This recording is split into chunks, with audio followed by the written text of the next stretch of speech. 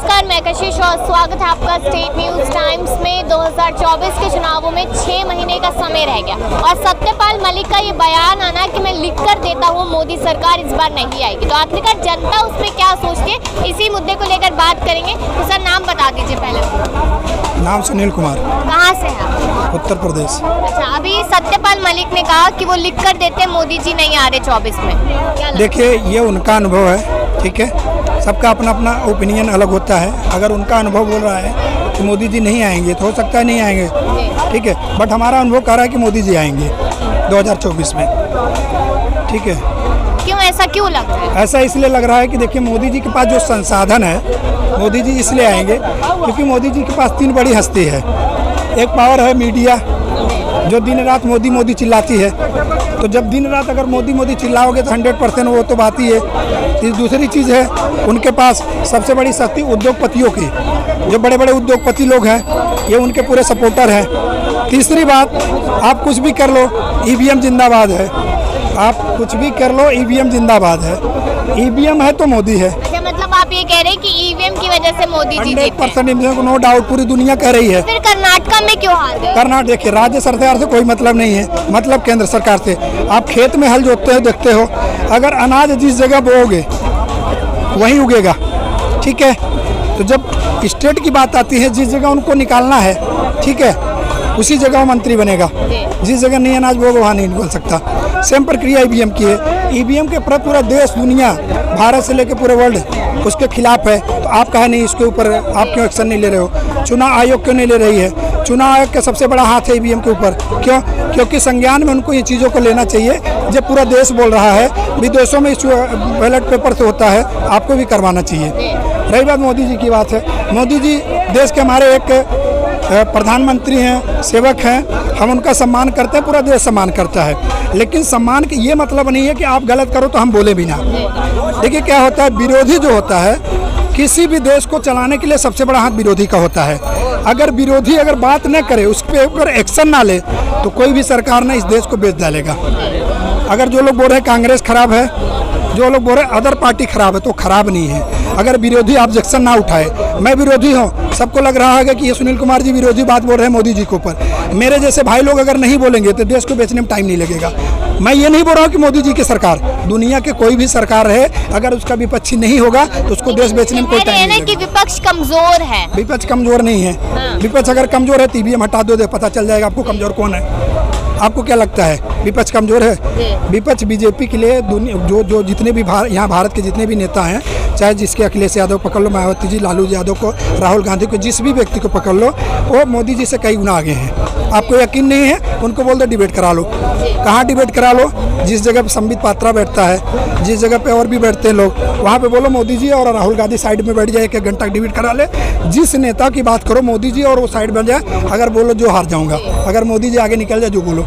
किस एंगल से आप मोदी जी को आप देख रहे हो कि मोदी जी देश के मतलब कम मजबूत हैं? मोदी जी मजबूत है या नहीं है? देखिए, मोदी जी मजबूत को जनता ने बनाया है, तो मजबूत है। कौन जनता बनाया? मेरे को बता दूंगा मैं। मोदी जी को जनता कौन बनाया है? मोदी को कोई जनता नहीं बनाया है। आप सोचिए, रुको, अरे रुको यार, मोदी को जिताने वाला कोई नहीं है। मोदी को सारे गुजराती मोदी को जिता रहे हैं। सारे गुजराती आप उठा के देख लो, पूरा इतिहास, पूरे गुजराती भरे हुए हैं। उद्योगपति लोग, मोदी एक मोहरे हैं। मोदी क्या है? एक मोहरे हैं। मोदी जी को लाया गया है बनावटी, जिस प्रकार से एक अच्छा तोता को सामने प्रेजेंट किया जाता है कि ये बोलेगा, रुकिए 1 मिनट पहले रुकिए, उस प्रकार से मोदी को लाया गया कि ये लोग बोलेंगे तो हमारे कहने से लोगों की हुजूम जुटेगी।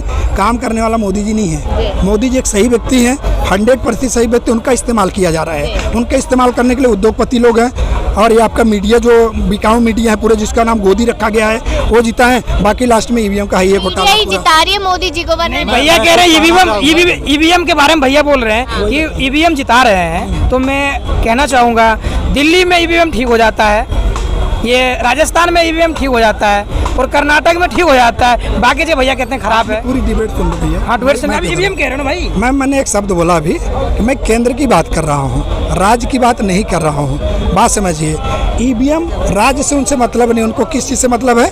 केंद्र से मतलब है। 2-4 राज्य जिताया जाता है, इसलिए जिताया जाता है। पूरे देश ईवीएम के प्रति विरोधी है। आप गूगल पे साइट पे चले जाओ, ईवीएम का क्या इफेक्ट है लोगों को पता है, ठीक है। तो ईवीएम नहीं है, अगर आप बोल रहे हो कि मैं दूसरे देश में वो जीत जा रहा है तो भैया उससे मतलब नहीं, आप ईवीएम ही हटाओ ना, बात खत्म। आपसे जीतने से मतलब नहीं, आप हटा दो ना उस चीज को, बैलेट पेपर से करवाओ ना। तो उस समय आप घर में रहते थे, आपका वोट हो जाता था। मैं जिस राज्य से बिलोंग करता हूँ बताता हूँ। ईवीएम पकड़ी गई कि नहीं, हर मैं- जगह पकड़ी जा रही है, पता है आपको? आप गूगल उठाओ, अरे आप उठाओ भैया, उठाओ आप गूगल। हमको भी बोलने दीजिए। देखिए, मैं कोई पार्टी पॉलिटिक्स से नहीं हूँ और मेरा कोई ये लाइन नहीं है।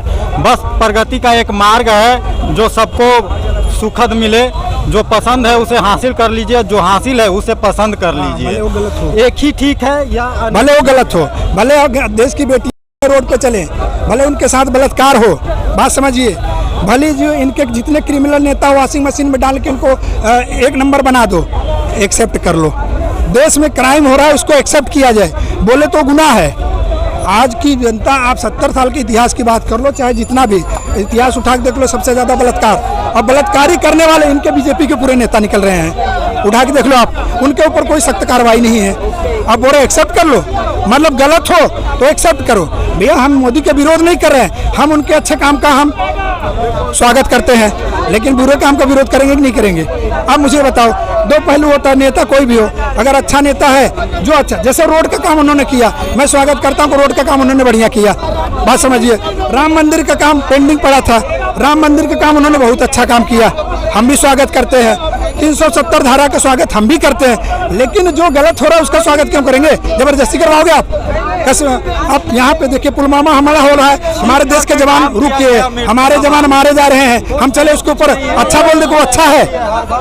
बताइए, बहन बेटी है रोड पे घूम रही है, उसको हम अच्छा बोल दें? जवाब क्या बोल रहे, क्या बोल रहे हैं? जवाब मांग रहे हैं। किसे जवाब? जिंदगी है। कोई जवाब नहीं है।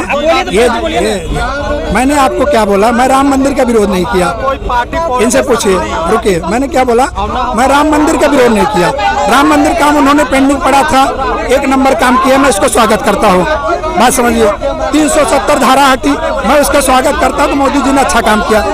रोड भी देश में बहुत अच्छा काम बना हुआ है, रोड भी एक नंबर बना हुआ है, उसका भी मैं स्वागत। लेकिन बहन बेटी हो रही है, उनके साथ बलात्कार हो रहा है, और उनके सारे बलात्कारी आपके नेता निकल रहे हैं, उसका चलो मैं स्वागत करूं?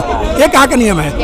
नहीं, वो स्वागत नहीं करना चाहिए, मैं वो स्वागत कहाँ कर रहा हूँ? जहाँ जो गलत है, सुन लीजिए, जहाँ जो गलत है वो गलत है। बोलो ना। मैं बोल रहा हूँ गलत है, ऐसे कमेंट नहीं बोला गलत है, लेकिन अब जो चीजें हो रहा है उसको स्वागत कीजिए आप।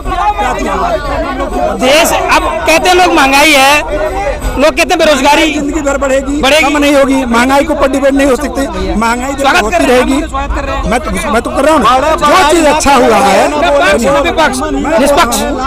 देश में हिटलर शासन आने वाली है, देश में गरीब को गरीब, सुनिए, अरे यार रुको, देश में गरीब बनाने की प्रक्रिया चल रही है, हिटलर शासन हो रहा है, आगे चल के यही 2024 के बाद चुनाव नहीं होंगे, एक बस इनके एक मेजोरिटी होगी। मोदी जी हिटलर है। मैं हिटलर मोदी जी को नहीं बोल रहा हूँ, मैं हिटलर शासन बोल रहा हूँ। मैं आप पूरी बात क्यों समझे? शासन एक अलग चीज होता है, मैं उनको कहाँ बोला मोदी जी हिटलर है? मैं और आने वाली जो मोदी के बाद योगी जी भी तो आ सकते हैं, बात समझिए। बीजेपी के अन्य नेता भी आ सकते हैं, शासन कोई भी चला सकता है। हो सकता है मोदी जी अच्छे काम करे, आपको लग रहा है कल योगी जी उससे अच्छा काम करे, हो सकता है मोदी जी बुरा काम कर रहे हैं, कल उससे भी अच्छा योगी बुरा काम करे, तो क्या करोगे आप? किसके मन में क्या है पता है आपको? शासन। अब भैया कह रहे हैं कि हिटलरवादी हो रहा है, मैं इसे बताता हूँ। कांग्रेस जो है, पहले पंडित जवाहरलाल बने प्रधानमंत्री, फिर बन गई इंदिरा गांधी, बीच में रहे थे, बीच में ये लालू शास्त्री जी, उसके बाद में राजीव गांधी बन गए। तो परिवार तो बढ़ावा तो कांग्रेस दे रही है, अगर हम उसको वोट देते भी है तो राहुल गांधी को बनाएंगे। मैं विपक्ष को होना चाहिए ना कि एक उम्मीदवार घोषित करें। विपक्ष, मेरी बात सुनिए, घर में 4 परिवार होते हैं, घर में 4 परिवार, 4 बच्चे हैं, एक बच्चा नौकरी कर रहा है, ठीक है, तो बाप क्या बोलेगा? दूसरा बच्चा हमारा नौकरी में न जाए, उसके लिए नहीं खड़ा करेगा। राहुल गांधी आज के डेट, पहली बात डिबेट में ये नहीं होना चाहिए कि 70 साल, प्रेजेंट में जो होती है उसकी बात होती है। अच्छा रुकिए, अच्छा और बुरे का हर बार पे 70 साल, भाई अगर 70 साल उन्होंने राज किया तो आपको क्यों प्रधानमंत्री बनाया गया? हम आपके प्रेजेंट में जो है सरकार, अगर राहुल गांधी बनते हैं तो राहुल गांधी को भी 5 साल देखा जाएगा। अगर वो अच्छा नहीं काम करेंगे, लोग उनको भी यही बात करेंगे। रुकिए मेरी बात, मैं राहुल गांधी की स्पेशली बात नहीं कर रहा हूँ। जब वो अच्छा काम नहीं करेंगे, उनको ऊपर भी लोगों ने यही बात करेंगे, तंज कसेंगे, लोग भला बुरा करेंगे, फिर दूसरा कोई चुने जाए, चलो राहुल गांधी की जगह पे और भी नेता हैं बहुत सारे, मतलब कोई भी आ सकता है, लड़ाई लड़ रहे हैं, उनकी शक्ति है, कोई भी आ सकता है, मान के चलो।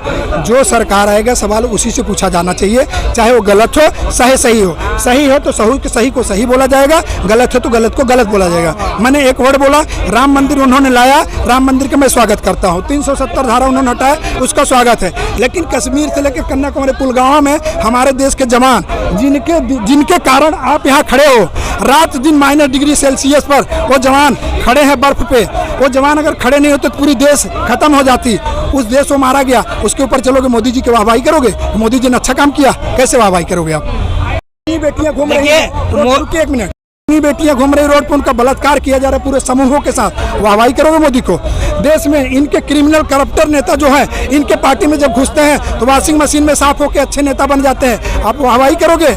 बहन बेटियों की बलात्कार जो कर रहे हैं सारे इनके नेता हैं, पूरे हिस्ट्री उठा के देख लो, पूरे बीजेपी के नेता निकल रहे हैं, वाहवाही करोगे? इनके ऊपर कोई कार्रवाई नहीं हो रही है, कैसे वाहवाही करोगे? देखिए जो भैया कह रहे हैं, मान लिया कि मैं जो भी हो रही है महिलाओं के साथ वो गलत है, सुन लीजिए भैया, लेकिन ये एक ऐसा नहीं है कि बीजेपी के नेता ही निकल रहे हैं, बहुत लोग निकल रहे हैं, आरजेडी के निकल रहे हैं, कांग्रेस के निकल रहे हैं, आप तो बोले बीजेपी के निकल रहे हैं। देखिए एक तरफा मत कीजिए, जो मैं कह रहा हूँ सुन लो, कि कहने का तात्पर्य है कि बलात्कार जो हो रहा है पूरे हिंदुस्तान में हो रहा है, और ये कोई जरूरी नहीं बीजेपी वाला कर रहे हैं। सर पीएम कौन है देश में? देखिए रुकिए एक मिनट, आपका सवाल कर दो, मैं क्या बोल रहा हूँ? बनती है आप देखिए इसमें अगर कोई भी नेता, सुनिए, मैंने चोरी की, कोई मेरे घर पे कंप्लेंट करने गया मेरे पापा से, वो क्या कहेंगे चोरी और भी हो रही है, उन्हें भी रोको, या मुझे संभालेंगे वो?